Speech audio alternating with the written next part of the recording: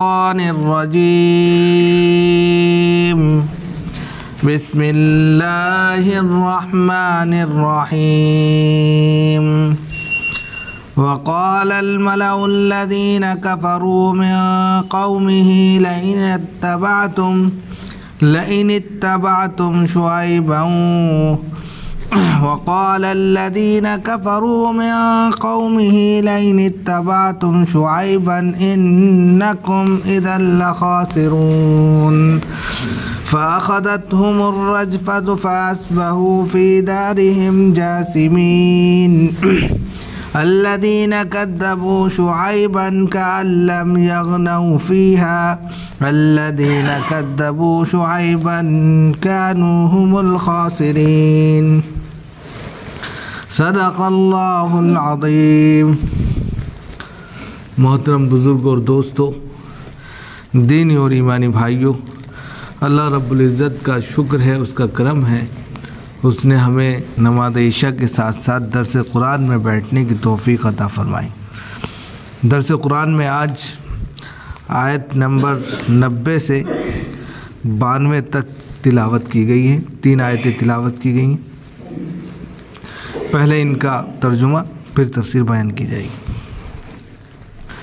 وقال الملأ الذین کفروا من قومی، اور ان کی قوم کے سردار سربراہ کافروں نے کہا لئن اتبعتم شعیبا، لئن اتبعتم شعیبا، اگر تم نے شعیب علیہ السلام کی اتباع کی، اگر تم شعیب علیہ السلام کی اتباع کرو گے، ان کی بات کو مانو گے، ان کی پیروی کرو گے، انکم اذا لخاسرون، تو تم بہت بڑا نقصان اٹھانے والے ہو جاؤ گے، کہ تمہیں بہت بڑا نقصان ہوگا، ان کی بات نہیں ماننی۔ فَأَخَذَتْهُمُ الرَّجْفَةُ فَأَصْبَحُوا فِي دَارِهِمْ جَاثِمِينَ، تو زلزلے نے ان کو دبوچا، تو وہ اپنے گھروں میں اوندھے منہ لیٹے کے لیٹے رہ گئے۔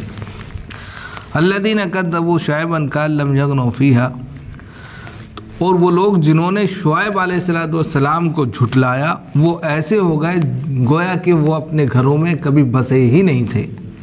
الذین کذبوا شعیبا کانوا هم الخاسرین، اور جن لوگوں نے شعیب علیہ السلام کو جھٹلایا، در حقیقت وہی لوگ خسارے میں تھے۔ شعیب علیہ السلام کے ماننے والے خسارے میں نہیں تھے۔ یہ تو ان آیتوں کا ترجمہ ہوا۔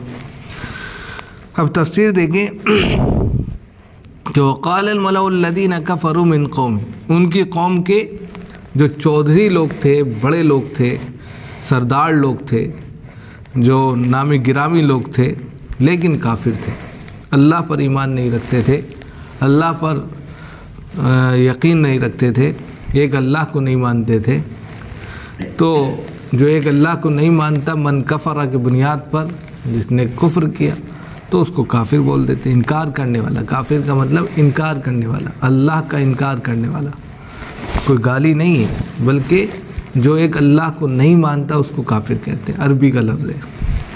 تو ان کی قوم کے سردار لوگوں نے جو کافر تھے کہا، کیا کہا؟ لئن اتبعتم شعیبا، کہ اگر تم نے شعیب علیہ السلام کی اتباع کی، یعنی اگر تم شعیب علیہ السلام کی اتباع کرو گے۔ کن سے کہہ رہے ہیں؟ قوم سے کہہ رہے ہیں۔ جو قوم یا جو لوگ حضرت شعیب پر ایمان لے کر آ گئی تھی، یا جو لوگ ایمان لے کر آ گئے تھے، ان لوگوں سے قوم کے بڑے لوگ کہہ رہے ہیں۔ کیا کہہ رہے ہیں؟ ارے 2 چیزوں پر حضرت شعیب کی دعوت کیا تھی؟ 2 چیزوں پر تھی۔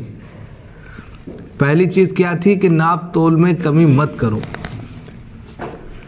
تو ایک تو اس طرف اشارہ ہے کہ یار تم ان کی بات مان رہے ہو، ناپ تول میں کمی نہیں کرو گے تو تمہیں نقصان نہیں ہوگا۔ اب تم ڈنڈیاں مار مار کے دیتے ہو، اس کا فائدہ ہو رہا ہے تم کو؟ تم جو ہے 800 گرام کو 1 کلو میں بیچ رہے ہو، 200 کا تو فائدہ ہو رہا ہے، تم ان کی بات مانو گے، پورا دینا پڑے گا، نقصان کس کا ہوگا؟ تمہارا، 200 گرام فالتو جا رہا ہے۔ دنیاوی اعتبار سے ان کی عقلیں ماری گئی تھیں۔ تو کیا کہنا ہے یہاں پر؟ اگر تم ان کی اتباع کرو گے شعیب علیہ السلام، تو ایک تو کیا کہہ رہے ہیں؟ ناپ تول میں کمی، وہ کہہ رہے تھے مت کرو، یہ کہہ کرو، کرتے رہو۔ دوسری ان کی دعوت کیا تھی کہ آبا و اجداد جو کام کر رہے ہیں اس کو چھوڑ دو، دوسری دعوت تھی حضرت شعیب کی۔ اب جو ان کے متبعین تھے وہ بھی وہی کام کریں گے، بھائی چھوڑ دیں گے، ڈنڈیاں نہیں ماریں گے۔ یہ کہتے تھے اگر تم ان کی بات مانو گے تو تمہیں نقصان ہوگا، اسی کو انہوں نے کہا ہے، کیا کہا ہے؟ انکم اذا لخاسرون، تم بہت بڑے نقصان میں چلے جاؤ گے۔ یعنی دنیاوی اعتبار سے ان کو نقصان یہ لگ رہا تھا کہ اگر ہم مال کو زیادہ پورا تول کر دیں گے، ڈنڈیاں نہیں ماریں گے تو ہمیں نقصان ہوگا۔ ظاہری طور پر ہوتا بھی، ایک انسان کی ترازو میں پہلے سے 200 گرام کی چنبر مقناطیس لگی ہو اور وہ 1 کلو کی جگہ 800 گرام دے رہا ہو تو 200 گرام تو بچ رہا ہے، ظاہری اعتبار سے اس کو فائدہ ہے۔ اور جب ایمان آ جائے گا تو وہ کہے گا بھائی نہیں، مقناطیس نہیں لگا سکتے ہم کم نہیں ناپ سکتے، پورا دیں گے، ہمارا تو ایمان اللہ پر آ گیا، اب پورا دینا ہے تو 200 گرام کا اس کو نقصان ہو رہا ہے۔ جو چیز 100 روپے کی تھی اس کو وہ جو ہے 150 میں بیچ رہا ہے، لیکن ایمان آ گیا، اب نہیں 100 میں ہی بیچیں گے۔ تو یہ چیز جو تھی وہ کہہ رہے تھے کہ بھائی تمہیں نقصان ہوگا، تو ظاہری طور پر تو وہ اس نقصان کو ان کو ڈرا رہے تھے کہ یہی نقصان ہوگا، لیکن ان کی عقلیں ماری گئی تھی کہ ہم اگر ناپ تول میں کمی کر رہے ہیں تو ہم اگر اپنی دل کی عدالت میں جھانک کر دیکھیں تو پھر ہم ہی مجرم ہیں، ہمیں سکون نہیں ملے گا کسی طرح سے۔ ہم چاہے اپنے آپ کو کتنا بہلاتے رہیں لیکن پریشان رہیں گے، اور کل کو خدا کے دربار میں تو جانا ہی ہے، وہاں بھی تو منہ دکھانا ہے۔ تو اس لیے انہوں نے ظاہری چیز کو پرکھتے ہوئے لوگوں کو سمجھانے کی کوشش کی ان کے سرداروں نے، لیکن وہ باطنی چیز کو بھول گئے کیونکہ ایمان ہی نہیں رکھتے تھے۔ ایمان تو اندر کی صفائی کا مطلب ہے نا، کہ مانج دیا جاتا ہے اس میں ایمان میں انسان کیا ہوتا ہے کہ جب ایمان لے کر آتا ہے تو پورے طور پر اس کو نچوڑ لیا جاتا ہے۔ ظاہری چاہے جیسا بھی ہو لیکن باطن سے بالکل صاف کر رہا ہونا چاہیے، تبھی ایمان قبول ہے۔ زبان اور دل دونوں ایک گواہی دیتے ہوں، اگر دل میں اور زبان میں فرق ہے، دل میں کچھ اور رکھے ہیں، زبان سے کہنا ٹھیک ہے، تو ظاہری طور پر مان تو لیا جائے گا لیکن قبول نہیں ہوگا اللہ کے یہاں۔ اسی لیے ایمان کے تعلق سے کہا گیا الایمان یزید و ینقص، ایمان گھٹتا بھی رہتا ہے، بڑھتا بھی رہتا ہے۔ اب ایمان کے لیے کیوں کہا گیا؟ اسی لیے کہا گیا کہ جب ہم ایمان کو پورے طور پر صحیح معنوں میں اس کا حق ادا کرتے ہیں، اس کا لیول بڑھ جاتا ہے، اور ایسا بڑھتا ہے تو کہ پھر قدم پھک پھک کے رکھتے ہیں، زبان کا استعمال بہت ہی احتیاط سے کرتے ہیں، اور جب یہ چیز نہیں رہتی، دنیا داری لگ جاتی ہے، جھوٹ مکاری لگ جاتی ہے، ایک دوسرے سے غیبت اور کینہ شروع ہو جاتا ہے، تو پھر ہم جو برائیوں میں لگ جاتے ہیں، اور اس کی وجہ سے گراف گر جاتا ہے فوراً، اور جب گر جاتا ہے تو احساس نہیں ہوتا، زبان سے لیکن کہہ رہے ہیں لا الہ الا اللہ، لیکن دل سے اس کو تسلیم نہیں کر رہے، تو ایمان ڈاواڈول ہو جاتا ہے، گر جاتا ہے۔ یہاں پر بھی وہی ہوا کہ حضرت شعیب علیہ السلام کے ماننے والوں جو ان کے متبعین تھے، ان سے ان کے سرداروں نے جو ان کے سامنے نکات رکھے وہ ظاہری طور پر تھے، لیکن باطنی طور پر وہ صحیح عمل کر رہے تھے جس سے وہ شعیب علیہ السلام ان کو روک رہے تھے کہ یہ تمہاری زندگی ہے، تم اگر صحیح طریقے سے چلو گے تو اللہ رب العزت اسی میں ہی اتنا ہی فائدہ کر دے گا، تمہیں یقین ہونا چاہیے۔ وہ یقین کی دولت سے ان کو مالا مال کر رہے تھے کہ تم اپنے اوپر نربھر مت ہو جاؤ کہ میں اپنی طاقت سے، اپنی دماغ سے، اپنی قوت سے کروں، نہیں، اللہ رب العزت تمہارے اس روزینے میں خود بخود ایسی برکت ڈال دے گا اگر یقین تم جو ہے اللہ پر رکھ لو۔ اور تغدو خصامن و تروح بتانا کا لفظ استعمال کیا، کہ جس طریقے سے خالی پیٹ پرندے صبح گھر سے نکل جاتے، اپنے گھونسلوں سے نکل جاتے، خالی پیٹ نکل جاتے، لیکن اللہ کی ذات پر ان کو یقین ہوتا ہے تو اللہ ان کو بھرے پیٹ واپس لاتا ہے۔ تو اگر ایسا یقین ہو جائے تو پھر کم ناپنا یا نہ ناپنا بیکار ہے، پھر تو اللہ رب العزت تمہیں تمہارے یقین کی بنیاد پر خود بخود فیصلہ کرے۔ حضرت شعیب علیہ السلام ان کو یہ دعوت دے رہے تھے اور وہ ان کو ظاہری طور پر ڈرا رہے تھے۔ تو وہی انہوں نے کہا کہ قوم کے سربراہ لوگوں نے اگر شعیب علیہ السلام کی اتباع کرو گے تو دنیاوی اعتبار سے تو نقصان تمہیں ہی ہوگا۔ اور حضرت شعیب علیہ السلام نے ان کی ایسی مجھائی کر دی تھی، ہو سکتا ہے ایک دو ان کی طرف چلے گئے ہوں، ڈاما ڈول لیتا ہے پالا، 10 انگلیاں ہیں تو 10 برابر نہیں ہیں، 10 طرح کے لوگ ہیں تو 10 طرح کی سوچیں نہیں ہیں، تو اس بنیاد پر کچھ چلے گئے ہوں، لیکن جو حضرت شعیب پر ایمان واقعی میں لے کر آ گئے تھے دل سے زبان سے، تو پھر ان کے اوپر اس کا اثر نہیں ہوا۔ پھر کیا ہوا، جب وہ اتنی زیادہ دنگائی کرنے لگے تو اللہ رب العزت نے ان کا بھی فیصلہ کر دیا۔ فَأَخَذَتْهُمُ الرَّجْفَةُ، تو زلزلے نے ان کو دبوچا۔ 3 لفظ آئے ہیں، رجفہ، صیحہ، ذلہ، الگ الگ جگہ، لیکن ابن کثیر نے کہا کہ تینوں کا مجموعہ ہے یہ عذاب۔ رجفہ، ذلہ کہتے ہیں سائیدار آسمان کو، بادل کو، اور صیحہ کہتے ہیں چیخ کو، پکار کو، چلاہٹ کو، اور یہاں رجفہ کہتے ہیں زلزلے کو۔ تو ابن کثیر نے اس کی تفسیر میں لکھا ہے کہ دراصل یہ تینوں کا مجموعہ بن کر عذاب ان کے اوپر آیا۔ کہ ذلہ کا لفظ جہاں استعمال کیا ہے سورہ ہود وغیرہ میں، تو کہتے ہیں کہ ان کے اوپر ایک بادل آیا، جس طریقے سے گھٹا چھاتی ہے بادل آتا ہے تو آپ کو لگتا ہے بارش ہوگی، اسی طریقے سے ایک بادل آیا۔ کہنے کہ وہ بادل اتنا خطرناک تھا کہ اپنے اندر شعلے لیے ہوئے تھا، چنگاریاں، شعلے آگ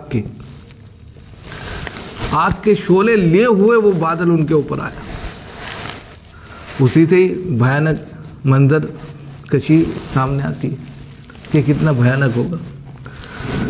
پھر کہتے ہیں کہ آسمان سے ایک چنگھاڑ نکلی، یعنی آواز نکلی، ایسی چنگھاڑ نکلی کہ ان کے کان کے پردے تک پھٹ گئے، اور اسی وقت جس وقت وہ چنگھاڑ نکلی آسمان سے، نیچے سے زمین نے ان کو ہلا کر رکھ دیا، زلزلہ۔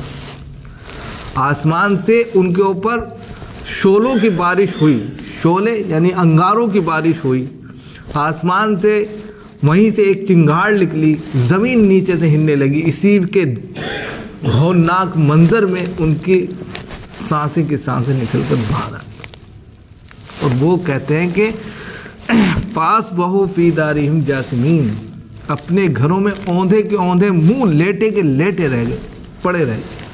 جیسے بہت تیز آواز آئے آدمی گر جاتا ہے نا، نیچے بیٹھ جاتا ہے، جس کنڈیشن میں وہ بیٹھے ہوں گے یا لیٹے ہوں گے یا گرے ہوں گے، کہتے ہیں اسی طرح وہ پڑے کے پڑے رہ گئے، کھجور کے تنوں کے مانند پڑے تھے۔ اتنی بھیانک طریقے سے اللہ رب العزت نے ان کو عذاب کا شکار بنایا کہ تم نہیں مان رہے ہو تو لو، ہمارا عذاب بھی چکھ لو۔ تو یہ ان کے ساتھ میں ہوا۔ اب حضرت شعیب علیہ السلام کو جو لوگ جھٹلا رہے تھے ان کا واقعہ آ گیا۔ الذین کذبوا شعیبا، جو لوگ حضرت شعیب علیہ السلام کو جھٹلا رہے تھے، کأن لم یغنوا فیہا، وہ ایسے ہو گئے جیسے کبھی ان گھروں میں آباد ہی نہیں تھا، بسے ہی نہیں تھا۔ اب اس سے کیا پتہ چلا، یہ لوگ جو تھے ایمان والوں کو، حضرت شعیب نبی کو نکالنے کے در پر تھے، نکالو، خود ہی نکل گئے۔ ہمارے سماج میں بھی اس طرح کی بہت سی برائیاں آ جاتی ہیں۔ یہ قرآن صرف اس وقت کے لیے نہیں ہے، ہر وقت کے لیے۔ اس سے ہمیں علتیں حاصل کرنی چاہیے، اس سے میسج حاصل کرنا چاہیے۔ آج کے وقت میں آپ دیکھتے ہیں کوئی ایسی مسجد نہیں ہوگی جس میں 2-4 لوگ ایسے نہ ہوں جو امام کے پیچھے نہ لگیں، اس کو نکالو، اس کو رکھو۔ یہ وہی واقعہ ہے، ان کو جھٹلاتے ہیں۔ جب نبی کی قوم نبی کو جھٹلا سکتی ہے تو ہم تو کچھ ہیں ہی۔ تو ہم کو تو کوئی بھی جھٹلا سکتا ہے۔ جب جناب محمد الرسول اللہ صلی اللہ علیہ وسلم سرور کونین احمد مجتبیٰ محمد مصطفیٰ جن کے طفیل میں دنیا ہے، لوگوں نے ان کو نہیں چھوڑا۔ ایک واقعہ آپ کے سامنے بتائیں، مدینہ منورہ میں مال غنیمت آئے، جو جنگیں ہوتی تھی، جنگوں میں جو مال ملتا تھا پہلے تو وہ جائز نہیں تھا، لیکن آپ صلی اللہ علیہ وسلم کی امت کے لیے اس مال کو جائز قرار دے دیا تھا۔ اس مال کو مال غنیمت کہتے ہیں۔ مال غنیمت وہ جس میں جنگ نہ ہوئی ہو، یعنی کہ جنگ کے لیے گئے، جنگ نہیں ہو پائی، دشمن بھاگ گئے سامان چھوڑ کے، اب وہ جو مال ملا ہے وہ کیا ہے؟ غنیمت کا مال ہے، مال غنیمت۔ یہ جنگ بھی ہوئی اور اس میں جو مال ملا وہ بھی، اب اس میں فے کا مال بہت ساری کیٹیگری ہیں، تو وہ تو ایک لمبی اسی میں آئے گا انشاءاللہ، اس موقع سے بتائیں۔ اب مال غنیمت جنگوں میں ملنے والا مال کو کہتے ہیں، یہ سمجھ لیجیے، ٹھیک ہے۔ مال غنیمت آپ صلی اللہ علیہ وسلم کے لیے خاص طور سے جائز قرار دے دیا تھا، ورنہ ایک آگ آتی تھی آسمان سے، وہ اس کو کھا جاتی تھی، ختم ہو جاتا تھا۔ پہلے ایسا تھا، حضرت موسیٰ علیہ السلام کے زمانے میں آگ آتی تھی، کھا کے نکل جاتی تھی۔ وہ واقعہ آپ کو یاد ہوگا کہ ایک شخص نے جو ہے سونے کا جو ہے بچھڑے کے منہ کا سونے کا ایک چھپا لیا تھا۔ اب آگ آتی تھی، کھاتی نہیں تھی، کہ چوری کی ہے کسی نے، بتا دو جلدی، کوئی بتا ہی نہیں رہا، کیونکہ سونے کا تھا، اس نے کہا بچا لے گا۔ اب انہوں نے کہا چیکنگ کرا، پتہ چلا کہ کسی نے گائے کا منہ جو سونے کا تھا وہ اٹھا کے رکھ لیا، پھر اس کو اس میں رکھا، آ گئی، کھا کے چلا گیا۔ یہ بھی آئے گا۔ آپ صلی اللہ علیہ وسلم کے زمانے میں ہوا یہی کہ مال غنیمت تقسیم، جب مال غنیمت آتا تھا تو آپ صلی اللہ علیہ وسلم ان کو مہاجرین اور انصار میں تقسیم کر دیا کرتے تھے، کیونکہ مکہ میں تو جنگوں کا کوئی سلسلہ ہی نہیں تھا۔ مدینہ میں جب پہنچے تھے تبھی سے جنگ بدر 2 ہجری سے شروع ہوئی تھی۔ اب اس میں کیا تھا کہ جو مکہ سے ہجرت کر کے مدینہ پہنچے تھے ان کو مہاجرین کا لقب ملا تھا، اور جو مدینہ میں پہلے سے مسلمان تھے یا مسلمان ہو گئے تھے وہ انصار تھے۔ اب آپ صلی اللہ علیہ وسلم نے مال غنیمت آئے، مثال کے طور پہ مال رکھا ہے، تو مہاجرین کیونکہ مکہ چھوڑ کر آئے تھے، اپنے گھر بار کو چھوڑ دیا تھے، سب کو چھوڑ دیا، تو آپ نے ان کو زیادہ دے دیا۔ مثال کے طور پہ 2 کی جگہ 4 دے دیا۔ انصار میں تو 4-6 لوگ بیٹھے ہوئے تھے، ہر زمانے میں رہے، نبی کے پیچھے، علماء کے پیچھے، سب ہر زمانے میں آپ کو ملیں گے۔ نبی کو نہیں چھوڑا انہوں نے، اسی محفل میں کہہ دیا یہ تقسیم صحیح نہیں ہوئی، ناانصافی کی، ان کو 4 دی، ہم کو 2 دی۔ اور آپ صلی اللہ علیہ وسلم تقسیم کر کے اپنے حجرے مبارک میں چلے گئے۔ بعد میں کسی نے جا کے بتا دیا کہ اللہ کے رسول صلی اللہ علیہ وسلم کچھ لوگ یہ چیمی گوئیاں کر رہے ہیں۔ کہتے ہیں کہ آپ صلی اللہ علیہ وسلم کا چہرہ انار کے دانے کی طرح سرخ ہو گیا۔ اب آپ کہیں کہ نبی کو غصہ تو نہیں آنا چاہیے تھا؟ سوال ہوتا ہے نا کہ نبی انسان نہیں ہے؟ اس کے اوپر اتنا بڑا آپ الزام لگائے، اور نبی اگر فیصلہ صحیح نہ کرے تو پھر کون کرے گا؟ اگر نبی فیصلہ نہیں کر رہا ہے تو پھر کون کرے گا؟ پھر اللہ کے بعد تو نبی کا درجہ ہے۔ تو آپ صلی اللہ علیہ وسلم کا چہرہ کہتے ہیں کہ سرخ ہو گیا، اتنا سرخ، صحابی کہتے ہیں کہ اگر انار کا دانے کو نچوڑ لیا جائے اور آپ کے چہرے کو دیکھا جائے دونوں برابر تھے، اتنا زیادہ سرخ۔ آپ ممبر پر فوراً تشریف لائے اور آپ نے حمد و ثنا کرتے ہوئے ڈائریکٹ ٹو دا پوائنٹ بات کی کہ مجھے معلوم چلا ہے، عربی میں انہوں نے بولا، میں تو اردو میں آپ کو بتا رہا ہوں ترجمہ، کہ کچھ لوگ کہتے ہیں کہ مال غنیمت کی تقسیم میں انصاف نہیں ہوا۔ آپ صلی اللہ علیہ وسلم نے یہی کہا کہ اگر اللہ اور اس کے رسول انصاف نہیں کرے گا تو پھر تیسرا کون سا ایسا بندہ ہے جو انصاف کرے؟ ڈائریکٹ دی جوامع الکلم۔ اور جہاں تک تعلق ہے اس بات کا کہ میں نے مہاجرین کو زیادہ دیا اور انصار کو کم دیا، اب اس کو انہوں نے وضاحت کر دی، پوچھا نہیں ان لوگوں نے، ڈائریکٹ اڑا دیا، جیسے ہم لوگ کرتے ہیں، پوچھتے نہیں، اڑا دیتے ہیں اور پھر چیمی کو یہ کرتے ہیں، ارے پوچھ لو بھیا اس سے بھی۔ اب آپ صلی اللہ علیہ وسلم سے ان لوگوں نے پوچھا تو نہیں، آپ صلی اللہ علیہ وسلم نے پھر وضاحت کی، میں نے مہاجرین کو زیادہ اس لیے دیا، یہ اپنا گھر بار چھوڑ کے آ گئے، ان کی بیوی بچے نہیں ہیں، ان کے گھر بار، یہاں یہ آئے ہیں، بے یار و مددگار ہیں، تھوڑی سی ان کی ہیلپ ہو جائے گی، دلداری ہو جائے گی، چلیے ایک نہیں چار ہیں، اس سے ہم کام دھندا کر لیں۔ انصار کو صرف اس لیے میں نے کم دیا کہ یہ میرے بھائی ہیں، اور میں نے سوچا کہ بھائی جب بھائی کو سمجھتا ہے تو اس کو کم بھی دے دو تب بھی وہ خوش ہو جاتا ہے۔ میں نے اپنا بھائی سمجھتے ہوئے تمہیں کم دیا کہ تم لوگ مجھے سمجھ رہے ہوں گے، لیکن مجھے کیا معلوم تھا کہ ایسے بھی لوگ سارے کے سارے لوگ جو تھے آپ صلی اللہ علیہ وسلم کے قدموں میں رونے تھے، بیٹھ گئے کہ اللہ کے رسول ہمیں معاف کر دیجیے، ہمیں نہیں معلوم تھا، ہمیں معاف کر دیجیے۔ معافی مانگتے رہے، آپ صلی اللہ علیہ وسلم نے معاف تو کر دیا لیکن دل کو تکلیف پہنچا دی، دل آزاری کر دی۔ تو ایسی کوئی بھی ہم سے بات نہ ہو جس سے دل آزاری ہو، بہت بڑا گناہ ہے دل آزاری کا، زنا سے بھی بڑا گناہ ہے۔ ایک موقع بھائی انسان جو ہے زنا کر کے توبہ کر لے یا اس کے اوپر حد جاری ہو جائے، معاف ہو جائے گا۔ دل آزاری کر دی تو دل کو کیسے معاف کرا ہوئے؟ تو اس سے بچنا چاہیے، کسی کی وکالت میں یا کسی کی باتوں میں آ کر اس کو شیری نہیں دینی چاہیے، پہلے اس سے تحقیق کر لو، یقین کر لو بھائی معاملہ کیا ہے۔ آپ صلی اللہ علیہ وسلم پر ایسے انہوں نے بات تو کہہ دی لیکن معاملے کو نہیں سمجھا، جب آپ نے بتایا تو رونے بیٹھے، اور پھر انہوں نے درخواست کی اے اللہ کے رسول آپ یہیں رہیں گے۔ پھر وہ سوچے کہ آپ چلے جائیں گے، مکہ چلے جائیں گے آپ۔ پھر انہوں نے درخواست کی کہ اللہ کے رسول ہم کو چھوڑ کے مت جائیے۔ پھر انہوں نے ان کی درخواست کو قبول بھی کیا، یہاں تک ڈر گئے تھے وہ لوگ۔ تو یہاں پر بھی وہی ہے کہ حضرت شعیب علیہ السلام کو انہوں نے جھٹلایا، اور جھٹلانے کے بعد میں وہ ان کی کیفیت کیسی ہو گئی کہ وہ جیسے دنیا میں تھے ہی نہیں۔ اب بتاؤ، خود بتاؤ کہ جو رسول کے ماننے والے کو نکالنے کے در پر ہوں تو اللہ ان کے ساتھ میں کیا معاملہ کرتا ہے؟ صاف ہے۔ اگر کوئی شخص بحیثیت ایک عالم کے، بحیثیت ایک عام جنتا کے، جس کو علم نہیں ہے، بغیر کسی تحقیق کے کوئی اللیگل کوئی بھی الزام تراشی کرتا ہے بغیر کسی ثبوت کے، تو وہ بھی اسی کیٹیگری میں بچے گا نہیں۔ اور کل جناب محمد رسول اللہ صلی اللہ علیہ وسلم جب پوچھیں گے کہ بھائی دین کے خاطر کیا کیا تکلیفیں اٹھائی، علماء حضرات تو سب سے زیادہ کہیں گے، امام حضرات تو سب سے زیادہ کہیں گے کہ اللہ کے رسول صلی اللہ علیہ وسلم جو تکلیفیں آپ کو دی گئیں وہی بعد میں اس سے کہیں زیادہ ہمیں بھی دی گئیں، اسی کیٹیگری میں کھڑے ہیں۔ اور وہ لوگ جو تکلیف دے رہے ہیں وہ اس کیٹیگری میں جائیں گے جو منافقین تھے۔ اب آپ سمجھ لیں، بہت اہم معاملہ ہے مسجدوں کا۔ یہ مت سمجھ لیں کہ بس یہ مسجدیں ہو گئیں، فیصلہ یہیں ہو رہا ہے۔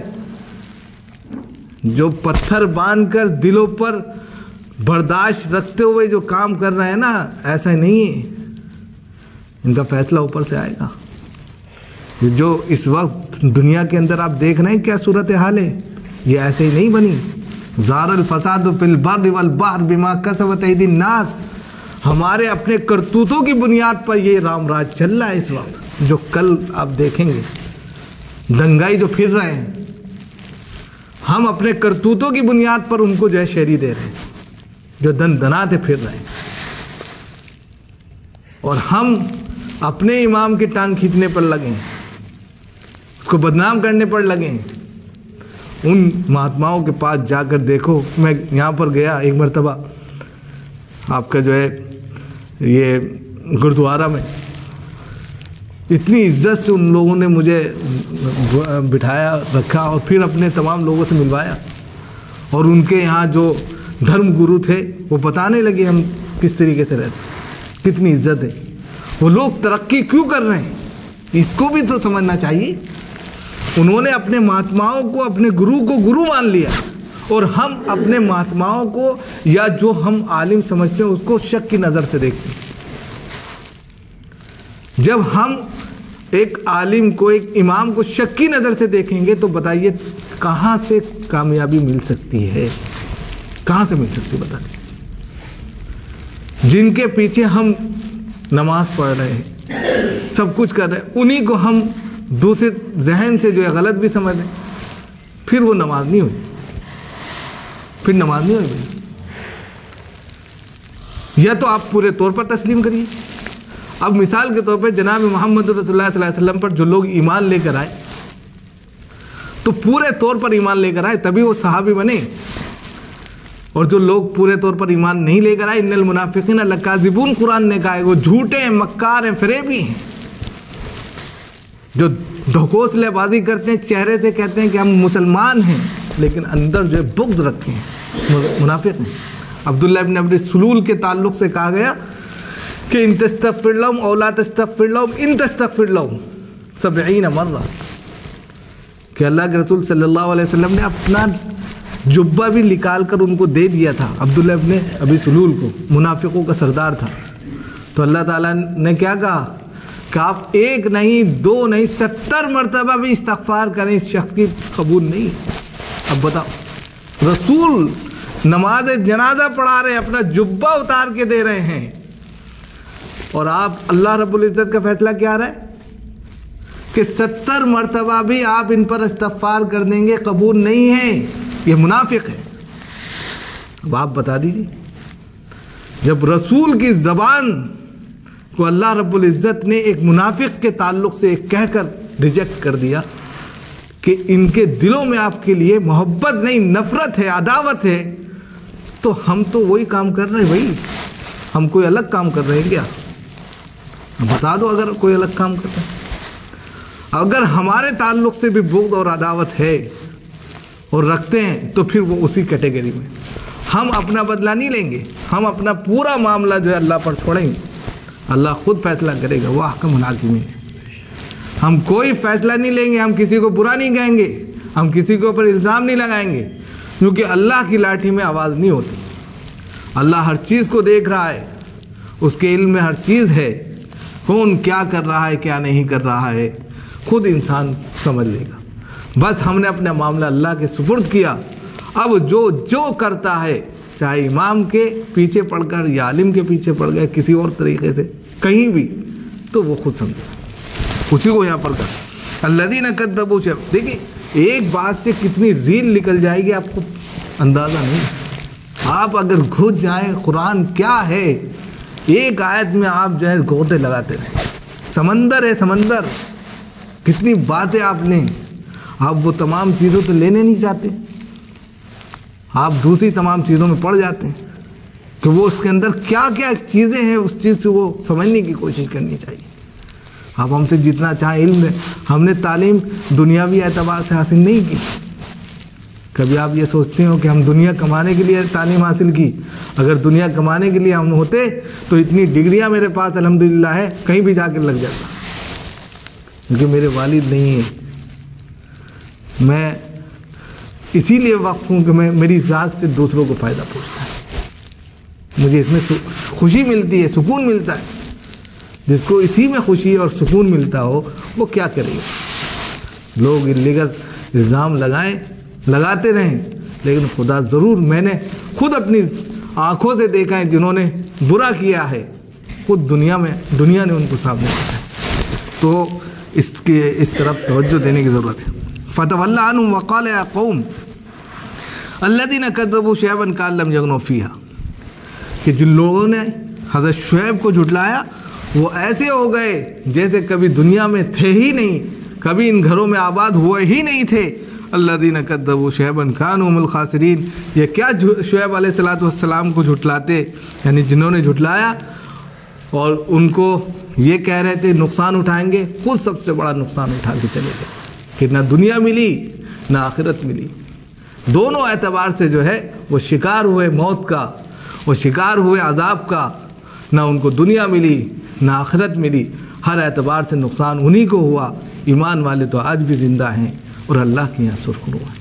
اللہ تعالیٰ ہم سب کو عمل کی توفیق عطا فرمائے.